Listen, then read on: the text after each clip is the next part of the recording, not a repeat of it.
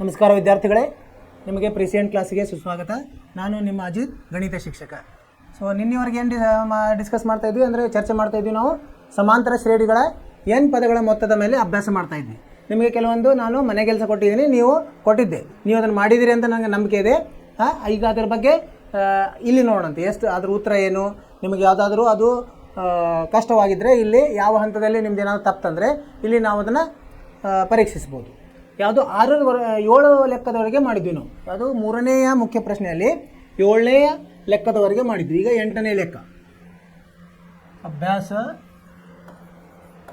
ಯಾವುದಿದು 5.3. ಇದರಲ್ಲಿ 3ನೇ ಮುಖ್ಯ ಪ್ರಶ್ನೆಯಲ್ಲಿ ನಾವು 7 ಲೆಕ್ಕ ಮಾಡಿದ್ವಿ. ಈಗ 8ನೇ ಲೆಕ್ಕ ಏನಿದೆ ಓದೋಣಂತೆ. ಏನು ಕೊಟ್ಟಿದ್ದಾರೆ ಇಲ್ಲಿ? AN ಕೊಟ್ಟಿದ್ದಾರೆ. AN ಎಷ್ಟು? 4 ಅಂತ ಕೊಟ್ಟಿದ್ದಾರೆ. D 2 ಕೊಟ್ಟಿದ್ದಾರೆ. SN ಋಣ 14 ಕೊಟ್ಟಾರೆ. ಏನು ಕಂಡುಹಿಡಿಯಲಿಕ್ಕೆ ಹೇಳಿದ್ದಾರೆ? N ಮತ್ತು A ಕಂಡುಹಿಡಿಯಿರಿ. ಅದನ್ನು ಇಲ್ಲಿ ಪ್ರಯತ್ನ ಮಾಡೋಣ. AN ಇಲ್ಲಿ ಬರೆಯೋಣಂತೆ. ಏನೇನು ಕೊಟ್ಟಿದ್ದಾರೆ ಅದರ ದತ್ತಾಂಶಗಳನ್ನು ಬರ್ಕೊಂಬಂತೆ ನಾವು. AN ಸಮ 4, D ಸಮ 2, ಆಮೇಲೆ SN ಸಮ ಮೊತ್ತ ಋಣ 14 ಕೊಟ್ಟಾರೆ. N ಮತ್ತು A ಕಂಡುಹಿಡಿಯಲಿಕ್ಕೆ ಕೇಳಿದ್ದಾರೆ. N ಎಷ್ಟು ಮತ್ತು A ಎಷ್ಟು ಅಂತ ಕೇಳಿದ್ದಾರೆ. ಹೆಂಗೆ ಮಾಡೋದು ನಾವಿದು? ಈಗ ಪರಿಹಾರ ಹೆಂಗೆ ಮಾಡೋದು? AN ಉಪಯೋಗಿಸಿದ್ರೆ ಏನು ಬರ್ತದೆ ನಮಗೆ? AN ಅಂದರೆ ಹೇಗೆ ಬರ್ತದೆ? A ಸಂಕಲನ N ಋಣ 1 D ಇದರಲ್ಲಿ ಬರ್ತದೆ. ಇದರಲ್ಲಿ ಏನಿದೆ? AN ಗೊತ್ತಿದೆ 4, A ಗೊತ್ತಿಲ್ಲ, N ಗೊತ್ತಿಲ್ಲ ನಮಗೆ. N ಋಣ 1, D ಎಷ್ಟಿದೆ? 2 ಇದೆ. ಇದನ್ನು ನಾವು ಏನಾಗುತ್ತೆ ಈಗ? 4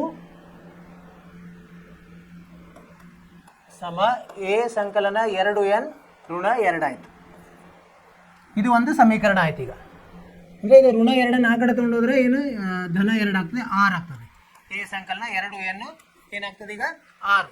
ಇದು 1ನೇ ಸಮೀಕರಣ. ಇನ್ನೊಂದು SN ಅನ್ನು ಉಪಯೋಗಿಸೋಣಂತೆ. SN ಸೂತ್ರ ಏನು? SN ಸಮ N ಭಾಗಲಬ್ಧ 2 2A ಸಂಕಲನ N ಋಣ 1 D. SN ಕೊಟ್ಟಿದ್ದಾರೆ ಎಷ್ಟು? ಋಣ 14 ಸಮ N ಗೊತ್ತಿಲ್ಲ, ಭಾಗಲಬ್ಧ 2 2A ಅಂದರೆ 2 ಏನೂ ಗೊತ್ತಿಲ್ಲ, ನಾವು 2A ಹಾಗೆ ಇಡೋಣ ಅಂತ. ಸಂಕಲನ N ಋಣ 1 D ಎಷ್ಟಿದೆ? D ಕೊಟ್ಟಿದ್ದಾರೆ, ಋಣ D 2 ಇದೆ. ಇದನ್ನು ಉಪಯೋಗಿಸಿದಾಗ ಇದು 2 ಈ ಕಡೆ ಹೋದರೆ ಋಣ 28 ಆಯಿತು. ಸಮ N ಇದರಲ್ಲಿ ಏನಾಗುತ್ತೆ? ಇದನ್ನು ಬಿಡಿಸಿದಾಗ 2A ಸಂಕಲನ 2N ಋಣ 2. ಅಂದರೆ ಇದರಲ್ಲಿ ಎಲ್ಲದರಲ್ಲಿ ಏನಿದೆ? ಈಗ ಇದು A ಪ್ಲಸ್ 2N ಆಯ್ತು. ಇದನ್ನು ಹೇಗೆ ಬಿಡಿಸ್ಕೋಬೋದು ನಾವು? N ಇದರಲ್ಲಿ ಕಂಸದಲ್ಲಿ A 2N A ಸಂಕಲನ A ಅಂತ ಮಾಡ್ಕೋಬೋದು. A ಸಂಕಲನ 2N ಋಣ 2 ಅಂತ ಬರ್ಕೋಬೋದು ಅಲ್ವಾ? ಈಗ A ಸಂಕಲನ 2N ಅಂದರೆ ಏನು ಬಂದಿದೆ? 6 ಬಂದಿದೆ. ಅದನ್ನು ಇಲ್ಲಿ ನಾವು ಉಪಯೋಗಿಸ್ಬೋದು. N ಸಂಕಲನ A ಸಂಕಲನ 6 ಋಣ 2 ಆಯಿತು. ಅದನ್ನು ಬಿಡಿಸಿದಾಗ ಏನಾಗುತ್ತೆ? N ಸಂಕಲನ A ಸಂಕಲನ 4 ಆಯಿತು. 6ರಲ್ಲಿ 2 ಹೋದರೆ 4. ಇದೇನು? ಋಣ 28. ಈಗ ಇದು ಆಮೇಲೆ ಇಲ್ಲಿ A ಅಂದರೆ ಏನು ಬರುತ್ತೆ? A ಅಂದರೆ ಏನು ಬರುತ್ತೆ ನೋಡೋಣ. 2N ಆ ಕಡೆ ಹೋದರೆ 6 ಋಣ 2N A ಆಗ್ತದೆ. ಈ ಏನಮ್ಮ ಇಲ್ಲಿ ಇದನ್ನು ಉಪಯೋಗಿಸೋಣ ಅಂತ. ಏನಾಯ್ತು ಈಗ? N ಕಂಸದಲ್ಲಿ 6 ಋಣ 2N ಸಂಕಲನ 4 ಆಯಿತು. ಈಗೇನಾಯಿತು? 6ರಲ್ಲಿ 2 ಹೋದರೆ 2N ಆಯಿತು. N ಕಂಸದಲ್ಲಿ 2 ಋಣ 2N ಆಯಿತು. ಸರಿನಾ? ಈಗ 2ಅನ್ನು ಹೊರಗೆ ತೆಗೆದ್ರೆ ಋಣ ಇದು ನೀಲಿ ಬರಿತೀನಿ ನಾನು. ಋಣ 28 ಸಮ ಈಗ ಇಲ್ಲೇನು ಸಾಮಾನ್ಯ 2 ಇದೆ ಅಂದರೆ 2N. ಇದರಲ್ಲಿ ಏನು ಉಳಿತದೆ? 1 ಋಣ N ಆಗ್ತದೆ. ಈಗ ಇದನ್ನು 2 14ರಲ್ಲಿ ಹೋಗುತ್ತೆ ಅಂದರೆ ಋಣ 14 ಸಮ ಇದೇನಾಯಿತು? N ಮತ್ತು 1ಅನ್ನು ಗುಣಿಸಿದಾಗ N ಆಗುತ್ತೆ, ಋಣ N ಸ್ಕ್ವೇರ್. ಅಂದರೆ ಏನಾಯ್ತು ಈಗ? N ಸ್ಕ್ವೇರ್ ಋಣ N ಋಣ 14 ಸಮ 0. ಈಗ ಒಂದು ನಮಗೆ ವರ್ಗ ಸಮೀಕರಣ ಬಂತು. ವರ್ಗ ಸಮೀಕರಣದಲ್ಲಿ ಈಗೇನು ಬರಬೇಕು ನಮಗೆ? ಗುಣಿಸಿದರೆ ಋಣ 14 ಬರಬೇಕು, ಕೂಡಿಸಿದರೆ 1 ಬರಬೇಕು. ಯಾವುದಂತ ಅದು ತೊಗೊಂಡ್ರೆ ಬರ್ತದೆ? ಋಣ 14 ಅಂದರೆ 7 2 ತೊಗೊಂಡ್ರೆ ಬರಲ್ಲ. ಸರಿ ಆಯ್ತಾ? ನಮ್ಮದು N ಬೆಲೆ 7 2 ತೊಗೊಂಡ್ರೆ ಇಲ್ಲಿ ಬರಲ್ಲ. ನೋಡೋಣ. 14 ಆಯಿತು. N ಋಣ N ಸ್ಕ್ವೇರ್ 2 7 ಏನೋ ಒಂದು ತಪ್ಪಿದೆ. ಏನು ತಪ್ಪಿದೆ ನಮ್ಮದು? N ಭಾಗಲಬ್ಧ 2 2A ಸಂಕಲನ N ಋಣ 1 D 2 ಇದೆ ಅಲ್ವಾ? ಇದೇನಾಯಿತು? N ಇಲ್ಲಿ 28 ಆಯಿತು. ಎನ್ 2a ಸಂಕಲನ 2n ಋಣ 1 ಆಯಿತು. ಇದನ್ನು ಎ ಸಂಕಲನ 2n ಅಂದರೆ 6 ಆಯಿತು. ಇಲ್ಲಿ ಎ ಸಂಕಲನ 4 ಇದು ಸರಿ ಇದೆ. ಮತ್ತಿದು ಎ ಅಂದರೆ ಏನಿದೆ 6 ಋಣ 2n. 6 ಇಲ್ಲಿ ತಪ್ಪಿತು ನೋಡಿರಿ. 6 ಮತ್ತು 4 ಕೂಡಿಸ್ಬೇಕಾಯ್ತು ನಾವು, ಇಲ್ಲಿ ತಪ್ಪಿದೆ. ಇದು 6 4 ಕೂಡಿಸಿದ್ರೆ 10 ಆಗ್ತದೆ. 10 ಋಣ 2n ಅಂದರೆ ಇಲ್ಲಿ ಬಂದರೆ ಏನಾಗ್ತದೆ, ಈಗ 2 ತೊಗೊಂಡ್ರೆ 5 ಆಗ್ತದೆ.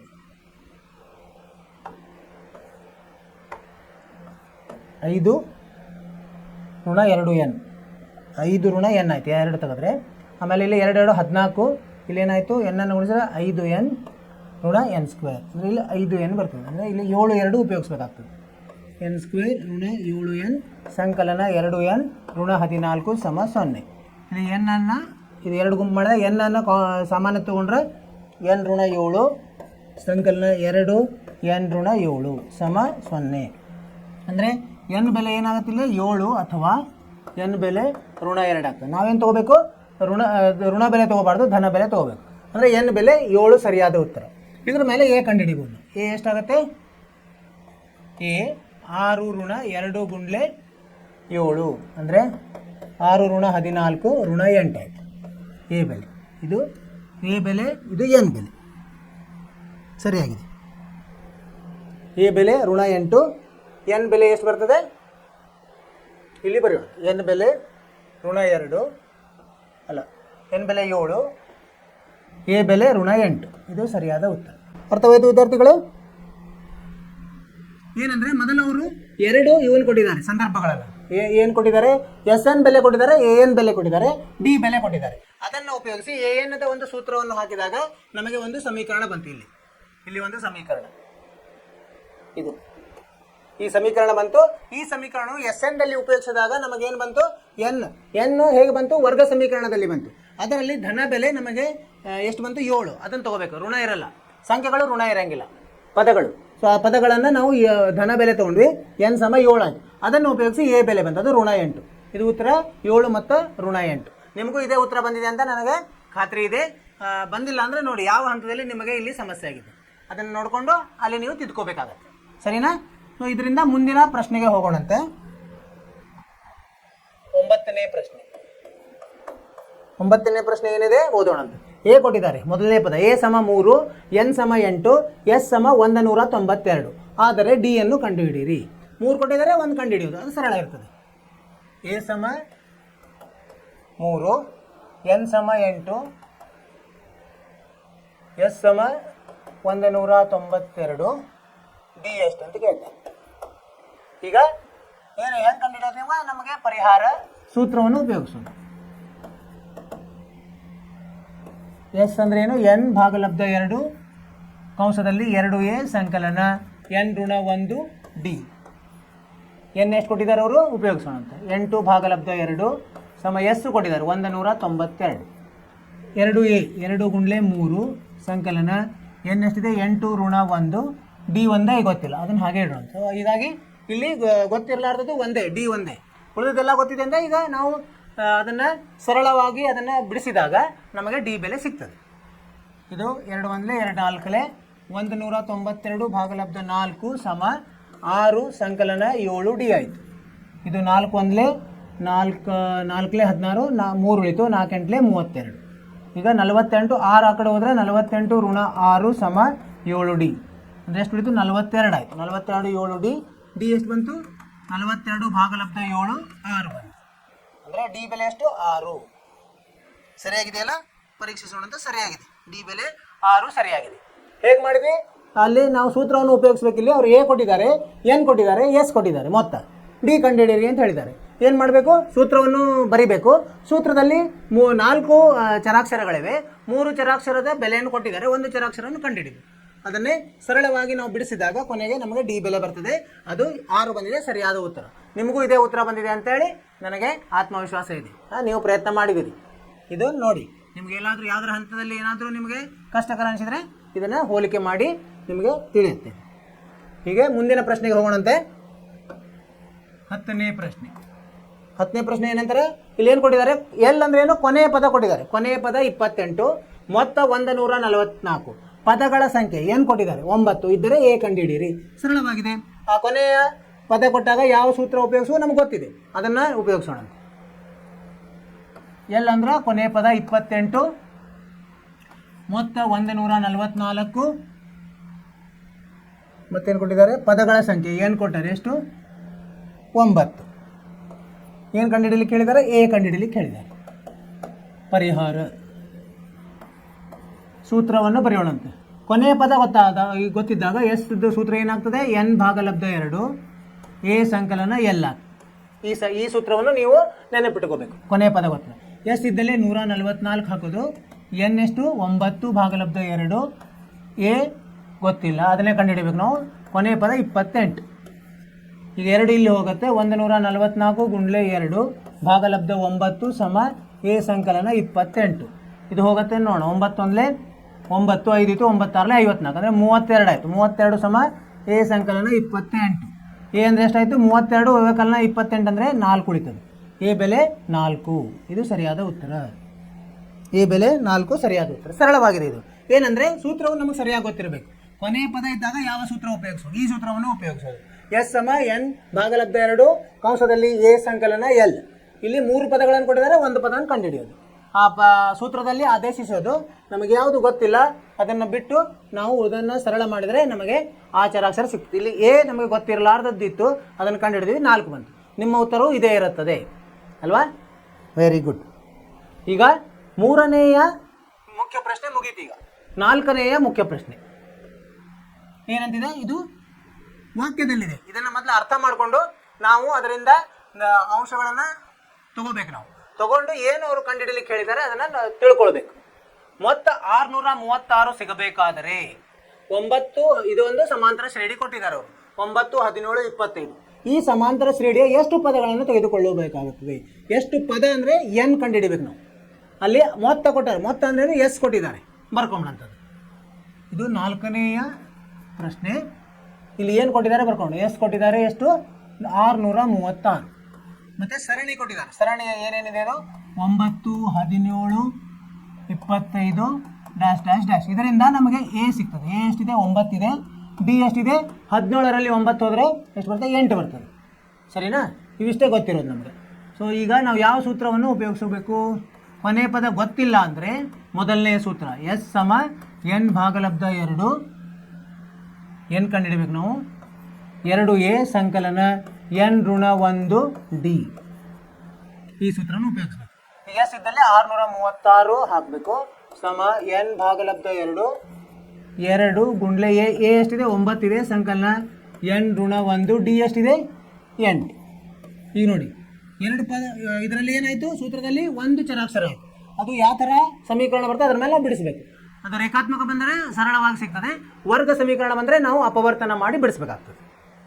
ಈಗ 2ನ್ನು ಇಲ್ಲಿ ತೊಗೊಂಡೋಗೋಣ ಅಂತ. 636 ಗುಂಡ್ಲೆ 2 ಸಮ ಎನ್ ಕಂಸದಲ್ಲಿ 9ರಲ್ಲಿ 18 ಸಂಕಲನ 8n ಋಣ 8. ಇದನ್ನು ಬಿಡಿಸಿದಾಗ ಏನಾಗ್ತದೆ 18ರಲ್ಲಿ 8 ಹೋದ್ರೆ 10n ಸಂಕಲನ 8n ಸ್ಕ್ವೇರ್. ಸರಿನಾ? ಇದು ಎಷ್ಟಾಗ್ತದೆ 2 12, 2 3 6 1 7, 2 12. ಸರಿನಾ? 2 12ಕ್ಕೆ 2 ಕೆಲ ಬಂತು 1, 2 3 6 1 7, 2 12. ಈಗ ಇದು ಏನು ನಾವು ಮೂಲ ರೂಪದಲ್ಲಿ ಬರೆದಾಗ 8n ಸ್ಕ್ವೇರ್ ಸಂಕಲನ 10n ಋಣ 1272 ಸಮ 0. ಈಗ ಇದರಲ್ಲಿ ಏನಾದರೂ ಸಾಮಾನ್ಯ ಇದೆ ನೋಡಿ, 2ರಿಂದ ಭಾಗಿಸ್ಬೋದು. ಇದನ್ನು 2ರಿಂದ ಭಾಗಿಸಿದಾಗ ಏನಾಗುತ್ತೆ 4n ಸ್ಕ್ವೇರ್ ಸಂಕಲನ 5n ಋಣ 636 ಸಮ 0. ಈಗ ಇದು ಎಂಥದ್ದು ಬಂತಿದ್ದು, ಎಂಥ ಸಮೀಕರಣ ಬಂತು, ವರ್ಗ ಸಮೀಕರಣ. ಇದನ್ನು ಏನು ಮಾಡ್ಬೇಕು ನಾವು ಅಪವರ್ತಿಸಬೇಕು. ಹೆಂಗೆ ಅಪವರ್ತಿಸಬೇಕು, ಮಧ್ಯದ ಪದವನ್ನು ಬಿಡಿಸಿ ನೋಡೋಣ ಅದನ್ನು ಹೆಂಗೆ ಬಿಡಿಸೋದಂತ. ಇಲ್ಲಿ 2 ಪದಗಳು ಬರ್ತಾವೆ. ಯಾವ್ಯಾವ ಬರ್ತದೆ ಗುಣಿಸಿದರೆ ನಮಗೆ 636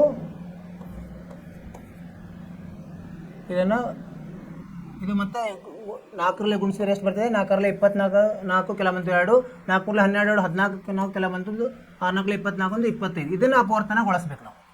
ಅಪವರ್ತನಗೊಳಿಸಿದಾಗ ಏನೇನು ಬರ್ತದೆ ನೋಡೋಣ ಅಂತ.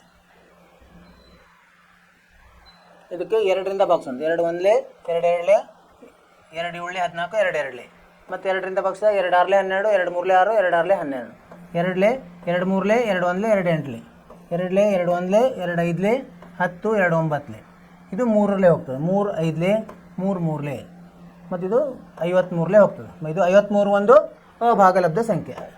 ಈಗ ಅಪವರ್ತನಗಳನ್ನು ಮಾಡಬೇಕು. ಯಾವ್ಯಾವ ಅಪವರ್ತನಗಳನ್ನು ಮಾಡ್ಬೇಕು ನಾವು ನೋಡೋಣ ಅಂತ, ಯಾವ್ಯಾವ ಮಾಡ್ತೀವಿ ಅಂತ. ಇಲ್ಲಿ ಗುಣಿಸಿದರೆ 2544 ಬರಬೇಕು, ಕೂಡಿಸಿದರೆ ಅಥವಾ ಕಳೆದ್ರೆ 5 ಬರಬೇಕು. 3 6, 6 12, 12 24, 24 48, 53 48 ಬರ್ತದೆ. 4n² ಪ್ಲಸ್ 48 ಋಣ ಆಗ್ಬೇಕಲ್ಲ. ಈಗ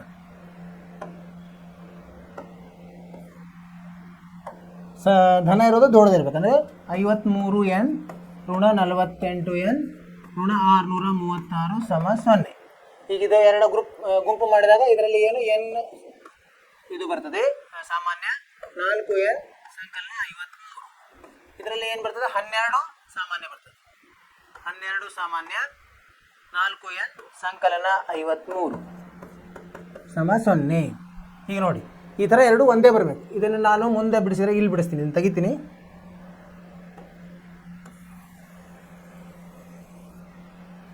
ಇಲ್ಲಿ ಬರೆದಾಗ n ಋಣ 12, ಇನ್ನೊಂದು ಏನು ಬರ್ತದೆ 4n ಸಂಕಲನ 53 ಸಮ 0. ಅಂದರೆ n ಋಣ 12 0ಗೆ ಸಮ, ಅಥವಾ 4n ಸಂಕಲನ 53 0ಗೆ ಸಮ. n ಸಮ 12 ಅಥವಾ n ಏನಾಗ್ತದೆ ಇಲ್ಲಿ ಋಣ 53 ಭಾಗಲಬ್ಧ 4 ಆಗ್ತದೆ.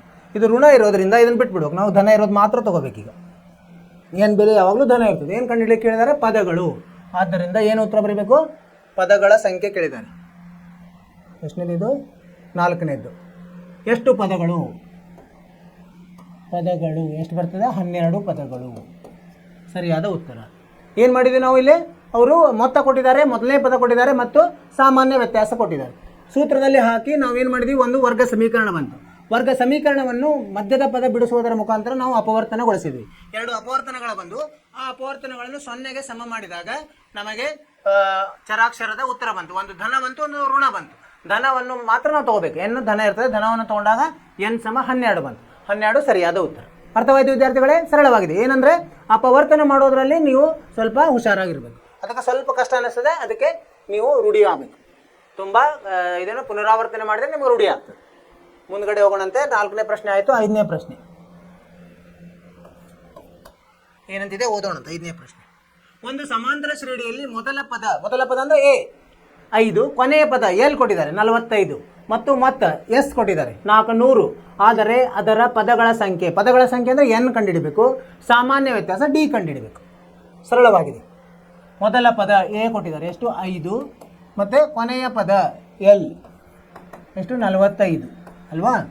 ಮೊತ್ತ ಎಸ್ ಕೊಟ್ಟಿದ್ದಾರೆ ಎಷ್ಟು 400. ಇದು ಮೊದಲು ಬರ್ಕೊಂಡ್ಬಿಡ್ಬೇಕು, ಏನೇನು ಕೊಟ್ಟಿದ್ದಾರೆ ಬರ್ಕೊಂಡ್ಬಿಡ್ಬೇಕು.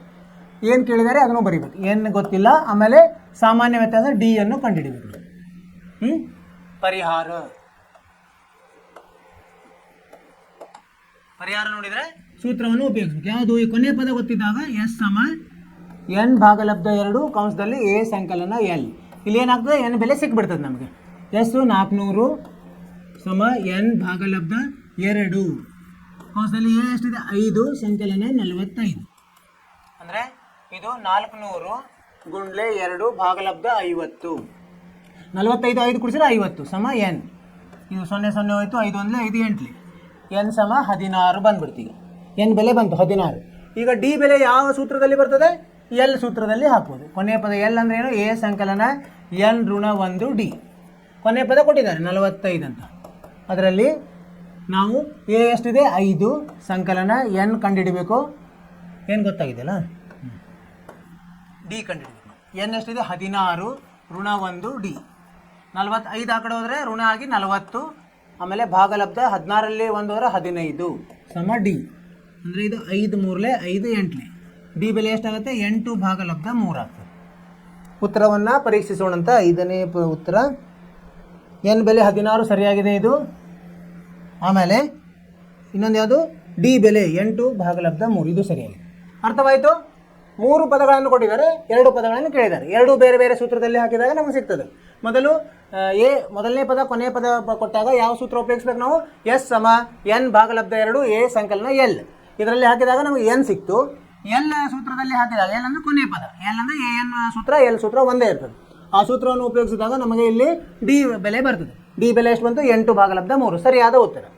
ನಿಮಗೂ ಅರ್ಥವಾಗಿದೆ ಅಂತ ತಿಳ್ಕೊಂಡಿದ್ದೀನಿ. ಮುಂದಿನ ಪ್ರಶ್ನೆಗೆ ಹೋಗೋಣ. 6ನೇ ಪ್ರಶ್ನೆ.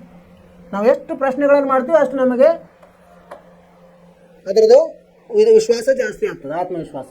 6ನೇದು, ಒಂದು ಸಮಾಂತರ ಶ್ರೇಣಿಯ ಮೊದಲ ಮತ್ತು ಕೊನೆಯ ಪದಗಳು ಕ್ರಮವಾಗಿ 17 ಮತ್ತು 350 ಆಗಿವೆ. ಸಾಮಾನ್ಯ ವ್ಯತ್ಯಾಸ ಕೊಟ್ಟರು. ಮೊದಲನೇ ಪದ ಅಂದರೆ ಅದು ಎ ಕೊಟ್ಟಿದ್ದಾರೆ, ಕೊನೆಯ ಪದ ಅಂದರೆ ಎಲ್ ಕೊಟ್ಟಿದ್ದಾರೆ. ಸಾಮಾನ್ಯ ವ್ಯತ್ಯಾಸ ಡಿ ಕೊಟ್ಟಿದ್ದಾರೆ. ಏನು ಕೇಳಿದ್ದಾರೆ? ಪದಗಳ ಸಂಖ್ಯೆ ಎಷ್ಟು ಎನ್ ಕೇಳಿದ್ದಾರೆ, ಮತ್ತು ಅವುಗಳ ಮತ್ತೇನು ಕೇಳಿದ್ದಾರೆ ಅವರು? ಎಸ್ ಎನ್ ಕೇಳಿದ್ದಾರೆ. ಕಂಡುಹಿಡಿಯೋಣಂತೆ. ಏನೇನು ಕೊಟ್ಟಿದ್ದಾರೆ ಬರ್ಕೊಂಬಂತೆ. ಮೊದಲ ಎ ಎಷ್ಟು ಕೊಟ್ಟಿದ್ದಾರೆ? 17. ಆಮೇಲೆ ಎಲ್ ಕೊಟ್ಟಿದ್ದಾರೆ 350. ಸಾಮಾನ್ಯ ವ್ಯತ್ಯಾಸ ಡಿ ಎಷ್ಟು? 9. ಏನು ಕೇಳಿದ್ದಾರೆ ಅವರು? ಪದಗಳ ಸಂಖ್ಯೆ ಎನ್ ಕೇಳಿದ್ದಾರೆ ಮತ್ತು ಎಸ್ ಎನ್ ಕೇಳಿದ್ದಾರೆ. ಹಿಂಗೆ ಬರ್ಕೊಂಡ್ಬಿಡ್ಬೇಕು. ಅಂದರೆ ನಮಗೆ ಅದರಲ್ಲಿ ನಿಖರವಾಗಿ ಗೊತ್ತಾಗ್ತದೆ ಏನು ಕೊಟ್ಟಿದ್ದಾರೆ ಏನು ಕೇಳಿದ್ದಾರೆ. ಇದು ತುಂಬ ಮುಖ್ಯ. ಹೀಗೆ ಬರ್ಕೊಳ್ಳಿ. ಪರಿಹಾರ ಬರೆಯೋಣ. ಪರಿಹಾರ ಸೂತ್ರ ಯಾವುದು ಉಪಯೋಗಿಸ್ಬೇಕು ನಾವು? ಈಗ ಮೊದಲು ಎನ್ ಕಂಡುಹಿಡಿಯೋಣ. ಹೆಂಗೆ ಕಂಡುಹಿಡಿಯೋದು? ಎಲ್ ಸಮ ಎ ಸಂಕಲನ ಎನ್ ಋಣ 1 ಡಿ. ಎಲ್ ಎಷ್ಟಿದೆ? 350 ಇದೆ. ಸಮ ಎ ಎಷ್ಟಿದೆ? 17 ಇದೆ. ಸಂಕಲನ ಎನ್ ಕಂಡುಹಿಡಿಬೇಕು. ಡಿ ಎಷ್ಟಿದೆ? 9 ಇದೆ. 17 ಆ ಕಡೆ ಹೋದರೆ ಏನಾಗುತ್ತೆ? ಋಣ ಆಗ್ತದೆ. 350ರಲ್ಲಿ 17 ಹೋದರೆ 333 ಆಗುತ್ತೆ. ಸರಿನಾ? 9 ಈ ಕಡೆ ಹೋದ್ರೆ ಭಾಗಲಬ್ಧ ಆಗ್ತದೆ. ಸಮ ಎನ್ ಋಣ 1. 9 9 27 9 63. ಅಂದರೆ ಎನ್ ಎಷ್ಟಾಯಿತು? 38 ಆಯಿತು. 37 ಇದು ಒಂದು ಆ ಕಡೆ ಹೋದ್ರೆ ಸಂಕಲನ 38 ಆಯಿತು. ಇದರ ಮೇಲೆ ಎಸ್ ಎನ್ ಕಂಡುಹಿಡಿಯೋಣ. ಎಸ್ ಎನ್ ಎಂದು ಸೂತ್ರ ಕೊನೆಯ ಪದ ಗೊತ್ತಾಗಿದೆ. ಅಂದರೆ ಎನ್ ಭಾಗಲಬ್ಧ 2 ಎ ಸಂಕಲನ ಎಲ್. ಇದನ್ನು ಉಪಯೋಗಿಸಿದ್ರೆ ಸಾಕು ನಮಗೆ. ಎನ್ 38 ಭಾಗಲಬ್ಧ 2 ಎ ಎಷ್ಟಿದೆ? 17 ಇದೆ.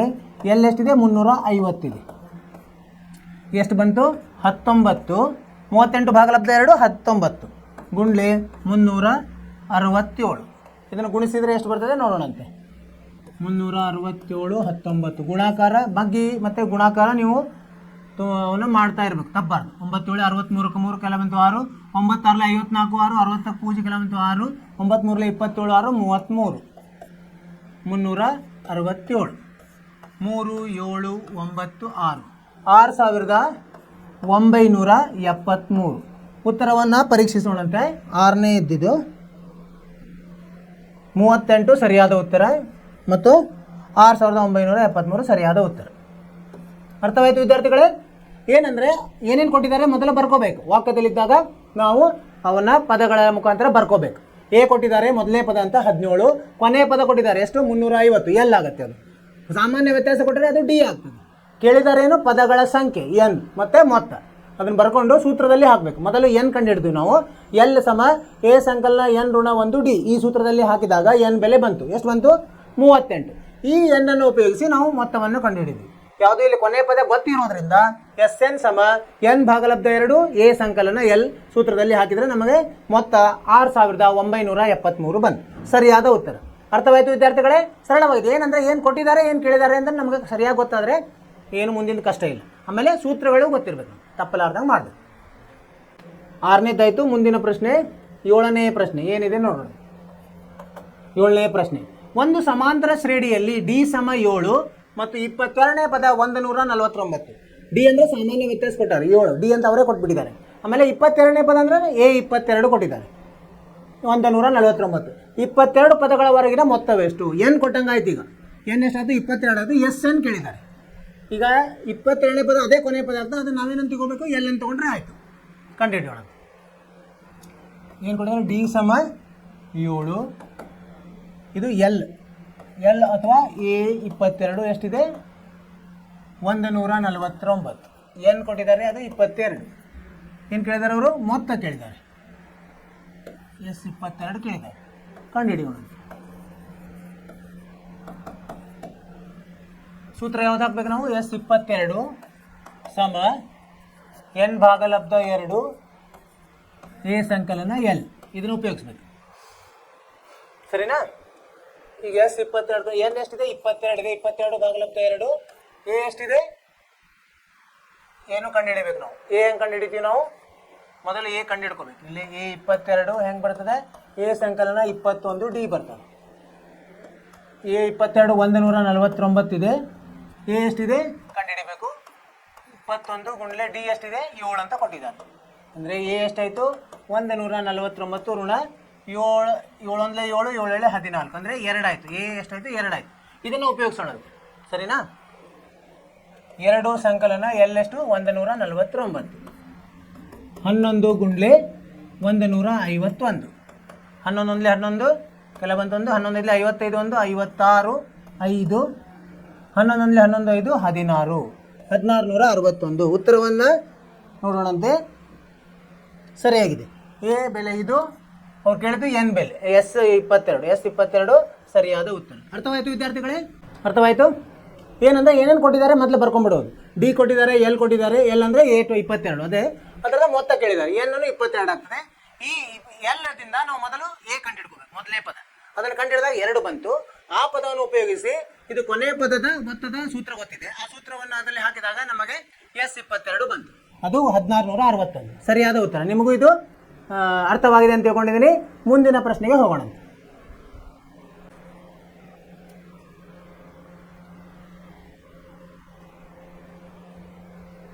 8ನೇ ಪ್ರಶ್ನೆ. 7 ಆಯಿತು. 8ನೇ ಪ್ರಶ್ನೆ ಏನಂತ ಹೇಳಿದ್ದಾರೆ? ಒಂದು ಸಮಾಂತರ ಶ್ರೇಣಿಯ 2ನೇ ಮತ್ತು 3ನೇ ಪದಗಳು ಕ್ರಮವಾಗಿ 14 ಮತ್ತು 18 ಆದರೆ ಅದರ 51 ಪದಗಳವರೆಗಿನ ಮೊತ್ತವೇನು? ಈಗ 14ನೇ ಪದ ಅಂದರೆ A14 ಕೊಟ್ಟಾರೆ, A18 ಕೊಟ್ಟಾರೆ. ಅಲ್ಲ, ಎರಡನೇ ಪದ ಅಂದರೆ A2 ಕೊಟ್ಟಿದ್ದಾರೆ, 3ನೇ ಪದ ಅಂದರೆ A3 ಕೊಟ್ಟಾರೆ. ಅವು ಎರಡರ ಸಹಾಯದಿಂದ ಎ ಮತ್ತು ಡಿ ಕಂಡು ಹಿಡ್ಕೋಬೇಕು. ಅದನ್ನು ನಾವು ಸೂತ್ರದಲ್ಲಿ ಉಪಯೋಗಿಸಿ S51 ಕಂಡುಹಿಡಿಬೋದು. ಸರಳವಾಗಿದೆ. ಏನೇನು ಕೊಟ್ಟಿದ್ದಾರೆ? A2 ಕೊಟ್ಟಿದ್ದಾರೆ. A2 ಎಷ್ಟು? 14 ಮತ್ತು A3 ಎಷ್ಟು? A3 18 ಸರಿನಾ? ಆಮೇಲೆ ಅವ್ರೇನು ಕೇಳಿದ್ದಾರೆ? S51 ಕೇಳಿದ್ದಾರೆ. ಅಂದರೆ ಇಲ್ಲಿ ಏನು 51 ಆಯಿತು. ಈಗ ಪರಿಹಾರ ಬರೀ. A2 ಅಂದರೆ ಹೆಂಗೆ ಬರೀತೀವಿ ನಾವು? ಎ ಸಂಕಲನ ಡಿ ಅಂತ ಬರೀತೀವಿ. ಎಕೆ ಡಿ ಅನ್ನು ಸೇರಿಸಿದ್ರೆ A2 ಬರ್ತದೆ, ಅದು 14. ಇದು ಒಂದಿರಲಿ. A3 ಹೆಂಗೆ ಬರ್ತದೆ? ಎ ಸಂಕಲನ 2D ಸಮ 18 ಸರಿನಾ? ಇದನ್ನ ಹೆಂಗೆ ಬರಿಬೋದು? ಎ ಸಂಕಲನ ಡಿ ಸಂಕಲನ ಡಿ ಅಂತ ಬರಿಬೋದು ಸಮ 18. ಇಲ್ಲೇನಿದೆ? ಎ ಸಂಕಲನ ಡಿ ಇದೆಯಲ್ಲ, ಅದನ್ನ ಇಲ್ಲಿ ತೊಗೊಂಡು ಬರೋಣ. 14 ಸಂಕಲನ ಡಿ ಸಮ 18. ಡಿ ಎಷ್ಟಾಯಿತು? 18ರಲ್ಲಿ 14 ಹೋದ್ರೆ 4 ಬಂತು. ಈಗ ಇಲ್ಲಿ ಎ ಡಿ ಬಂತು. ಎ ಹೆಂಗೆ ಕಂಡು ಹಿಡಿದು? ಎ ಸಮ 14 ಋಣ ಡಿ ಅಂದರೆ 14ರಲ್ಲಿ 4 ಹೋದ್ರೆ ಎಷ್ಟು ಬರ್ತದೆ? 10 ಬರ್ತದೆ. ಎ ಮತ್ತು ಡಿ ಬಂತು ನಮಗೀಗ. ಈಗ S51 ಕಂಡುಹಿಡಿಬೋದು. ಹೆಂಗೆ ಕಂಡುಹಿಡಿಯೋಣಂತೆ? ಸೂತ್ರವನ್ನು ಹಾಕೋಣಂತೆ. S51 ಸಮ ಎನ್ ಭಾಗಲಬ್ಧ 2 ಕಂಸದಲ್ಲಿ 2A ಸಂಕಲನ ಎನ್ ಋಣ 1 ಡಿ. ಎನ್ ಎಷ್ಟು? 51 ಭಾಗಲಬ್ಧ 2 ಗುಂಡ್ಲೆ ಎ ಎಷ್ಟು? 10 ಸಂಕಲನ 51 ಋಣ 1 ಡಿ ಎಷ್ಟು? 4. ಎಷ್ಟು ಬರ್ತದೆ ಇದು? ಇದು ಹಾಗೆ ಇಡೋಣಂತ, ಭಾಗ ಹೋಗೋದಿಲ್ಲ. ಗುಂಡ್ಲೆ 20 ಇದು 51ರಲ್ಲಿ ಒಂದು 50 ಗುಂಡ್ಲೆ 4 200 220 ಆಗ್ತದೆ ಅಲ್ವಾ? 51 ಒಂದು ಹೋದ್ರೆ 50 ಗುಂಡ್ಲೆ 4 200 200 2 ಗುಂಡ್ಲೆ 10 20 220 2 ಒಂದ್ಲೆ 2 110.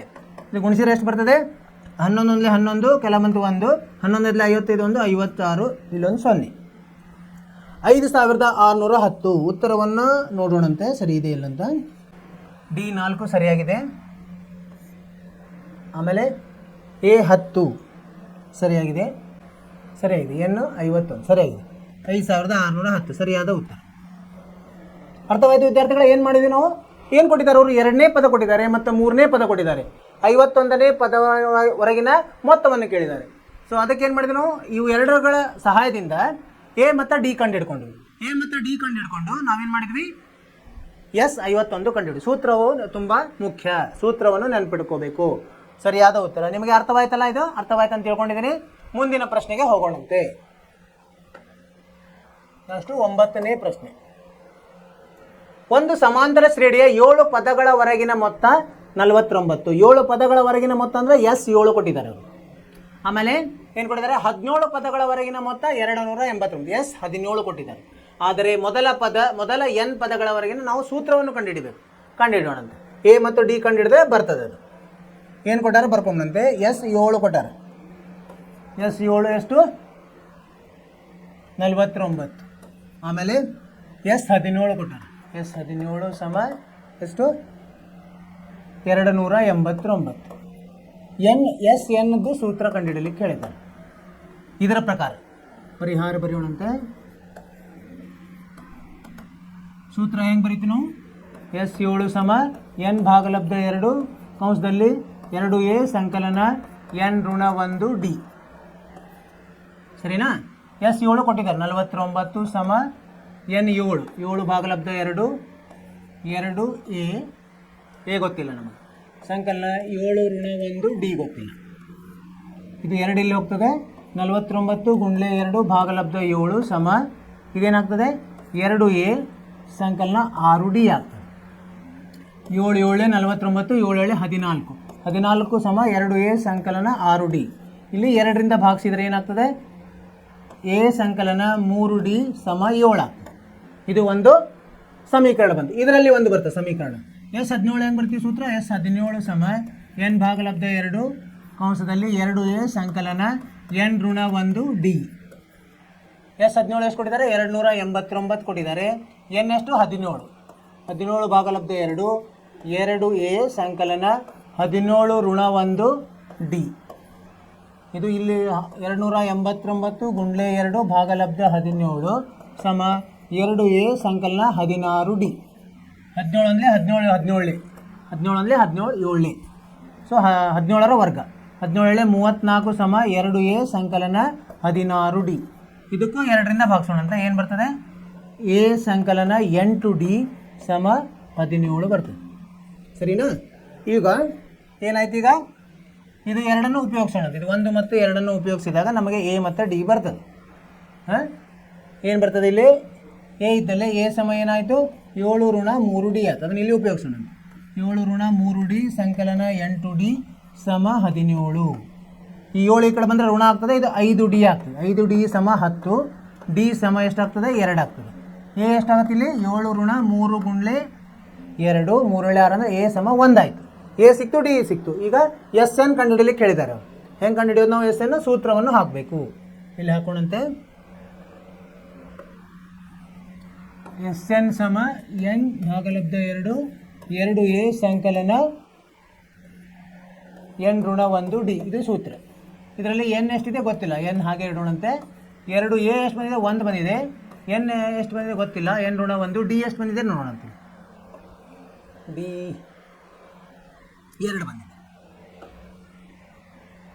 2 ಇದನ್ನು ಬಿಡಿಸಿದಾಗ ಎನ್ ಭಾಗಲಬ್ಧ 2 ಕಂಸದಲ್ಲಿ ಏನು ಉಳಿತದೆ 2 ಸಂಕಲನ 2 ಅಂದರೆ 2 ಎನ್ ಋಣ 2 2 2 ಕ್ಯಾನ್ಸಲ್ ಆಗಿ ಏನು ಉಳಿತದೆ, ಎನ್ ಭಾಗಲಬ್ಧ 2 ಗುಂಡ್ಲೆ ಇಲ್ಲಿ ಹೋಗಿಬಿಟ್ಟಿದೆ 2 ಎನ್ ಮಾತ್ರ ಉಳಿತದೆ. ಅದು 2 2 ಹೋಗಿ ಏನು ಉಳಿತದೆ, ಎನ್ ಸ್ಕ್ವೇರ್ ಉಳಿತದೆ.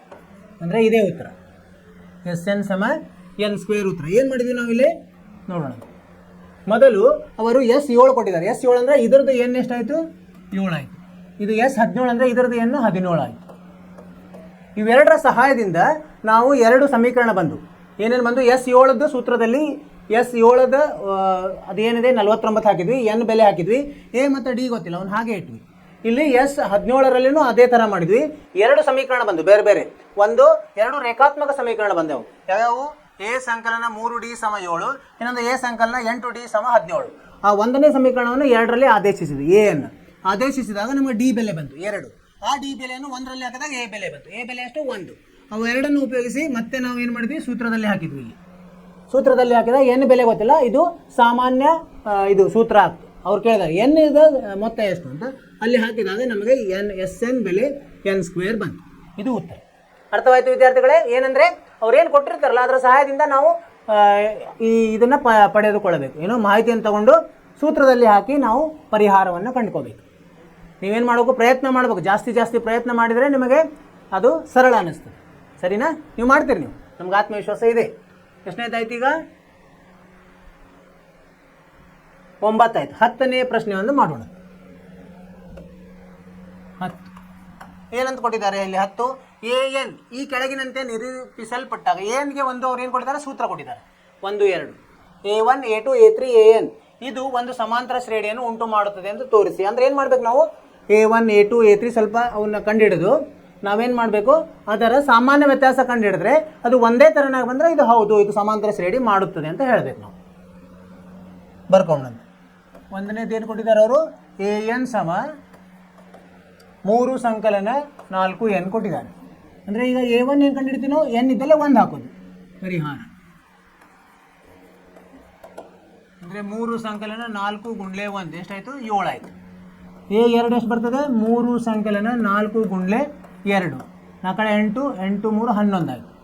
A3 ಎಷ್ಟು ಬರ್ತದೆ, 3 ಸಂಕಲನ 4 ಗುಂಡ್ಲೆ 3 4 12 3 15. ಒಂದು 4 ಪದಗಳನ್ನು ಮಾಡ್ಕೊಳ್ಳೋದು. A4 ಸಮ 3 ಸಂಕಲನ 4 ಗುಂಡ್ಲೆ 4 16 ಸಂಕಲನ 3 19. ಈಗ ಸಮಾಂತರ ಶ್ರೇಣಿ ಹೆಂಗಾಗ್ತದೆ ಇದ್ರದ್ದು, ಸಮಾಂತರ ಶ್ರೇಣಿ A1, A2, A3, A4 dash dash dash. A1 ಎಷ್ಟು ಬಂತು, 7 ಬಂತು, 11, 15, 19 ಡ್ಯಾಶ್ ಡ್ಯಾಶ್ ಡ್ಯಾಶ್. ಈಗ D1 D2 ಕಂಡು D1 ಹೆಂಗೆ ಬರ್ತದೆ, A2 ಋಣ A1 ಇದು D1 ಬಂತು. ಅಂದರೆ A2 ಎಷ್ಟಿದೆ, 11 ಋಣ 7 4 ಬಂತು. D2 ಹೆಂಗೆ ಬರ್ತದೆ, ಸಾಮಾನ್ಯ ವ್ಯತ್ಯಾಸ 2 ಹೆಂಗೆ ಬರ್ತದೆ ಅದು, A3 ಋಣ A2 A3 ಎಷ್ಟಿದೆ, 15 ಋಣ 11 ಇದು 4 ಬಂತು. D3 ಹೆಂಗೆ ಬಂತು, A4 ಋಣ A3 A4 ಎಷ್ಟು ಬಂದಿದೆ, 19 ಋಣ 15 ಇದು ಎಷ್ಟು ಬಂತು, 4 ಬಂತು. ಎಲ್ಲ ಒಂದೇ ಥರ ಬಂತು ನೋಡಿ. ಈಗ D1 ಸಮ D2 ಸಮ D3 ಸಮ ಬಂದರೆ ಏನು ಮಾಡಬೇಕು, ಇದು ಏನಂತ ಹೇಳ್ಬೇಕು ನಾವು, ಒಂದು ಸಮಾಂತರ ಶ್ರೇಣಿಯನ್ನು AN ಈ ಕೆಳಗಿನ ಇದು ಒಂದನೇದು ಏನು ಮಾಡ್ತದೆ, ಸಮಾಂತರ ಶ್ರೇಣಿಯನ್ನು ಉಂಟು ಮಾಡುತ್ತದೆ ಅಂತ ಬರೀಬೇಕು. ಉತ್ತರ ಸಮಾಂತರ ಶ್ರೇಣಿ ಉಂಟು ಮಾಡುತ್ತದೆ. ಅಂದರೆ ಸಾಮಾನ್ಯ ವ್ಯತ್ಯಾಸ ಒಂದೇ ಬಂತಂದರೆ ಅದು ಸಮಾಂತರ ಶ್ರೇಣಿ ಮಾಡುತ್ತದೆ ಅಂತ ಹೇಳೋದು. ಇಲ್ಲ ಆಯ್ತು ನೋಡಿ, ಡಿ ಬಂತಲ್ಲ, ಅವರು ಒಂದು ಸೂತ್ರವನ್ನು ಕೊಟ್ಟಿದ್ದಾರೆ, ಒಂದು ಸಮೀಕರಣ AN ಸಮ 3 ಸಂಕಲನ 4N. ಇಲ್ಲಿ ನಾವೇನು ಮಾಡ್ತೇವೆ, ಮೊದಲನೇ ಪದ, ಎರಡನೇ ಪದ, ಮೂರನೇ ಪದ, ನಾಲ್ಕನೇ ಪದ, ಹಾಗೆ ಎಷ್ಟು ಬೇಕಾದರೂ ತೆಗಿಬೋದು. ನಾವು 4 ಪದಗಳನ್ನು ತೆಗೆದು ಸಾಮಾನ್ಯ ವ್ಯತ್ಯಾಸ ಕಂಡುಹಿಡಿದ್ವಿ. ಸಾಮಾನ್ಯ ವ್ಯತ್ಯಾಸ ನಾವು 3-4 ಸಾಮಾನ್ಯ ವ್ಯತ್ಯಾಸ ನೋಡಿದಾಗ ಏನು ಬಂತು, ಒಂದೇ ಥರ ಬಂತು. ಅಂದರೆ ಒಂದೇ ಥರ ಬಂದೆ, ಅದರ ಅರ್ಥವೇನು, ಅದು ಸಮಾಂತರ ಶ್ರೇಣಿಯನ್ನು ಉಂಟು ಮಾಡುತ್ತದೆ ಅಂದಂಗೆ ಆಯಿತು. ಇದು ಒಂದನೇ ಪ್ರಶ್ನೆ. ಎರಡನೇ ಪ್ರಶ್ನೆ ಮಾಡೋಣ. ಇದರಲ್ಲೇ ಎರಡನೇದಿದೆ ಉಪಪ್ರಶ್ನೆ. ಏನಿದೆ ಎರಡನೇ ಉಪಪ್ರಶ್ನೆ, AN ಸಮ 9 ಋಣ 5N 9 ಋಣ 5N. ಇಲ್ಲಿ ಪರಿಹಾರ ಏನು ಮಾಡ್ಬೇಕು ನಾವೀಗ, ಮೊದಲು A1 ಕಂಡುಹಿಡಿಬೇಕು. A1 ಏನಾಗುತ್ತೆ, 9 ಋಣ 5 ಗುಂಡ್ಲೆ 1 ಅಂದರೆ 4 ಆಯಿತು. A2 ಎಷ್ಟಾಗುತ್ತೆ, 9 ಋಣ 5 ಗುಂಡ್ಲೆ 2 ಅಂದರೆ 10ರಲ್ಲಿ ಹೋದರೆ ಋಣ 1 ಆಯಿತು. A3 ಎಷ್ಟಾಗುತ್ತೆ, 9 ಋಣ 5 ಗುಂಡ್ಲೆ 3 ಅಂದರೆ 15ರಲ್ಲಿ 9 ಅಂದರೆ ಋಣ 6 ಆಯಿತು. ಸರಿನಾ, 9 6 15 ಕರೆಕ್ಟ್. A4 ಏನಾಗ್ತದೆ, 9 ಋಣ 5 ಗುಂಡ್ಲೆ 4 ಋಣ 11 ಆಯಿತು. ಈಗ ಸಮಾಂತರ ಶ್ರೇಣಿ ಏನಾಗುತ್ತೆ ನೋಡಿದು, ಅದ ಶ್ರೇಣಿ ಮೊದಲ ಸಂಖ್ಯಾಪಟ್ಟಿ ನೋಡೋಣಂತೆ, ಆಮೇಲೆ ಅದಕ್ಕೆ ಸಮಾಂತರ ಶ್ರೇಣಿ ಅನ್ನೋಣ. ಸಂಖ್ಯಾಪಟ್ಟಿ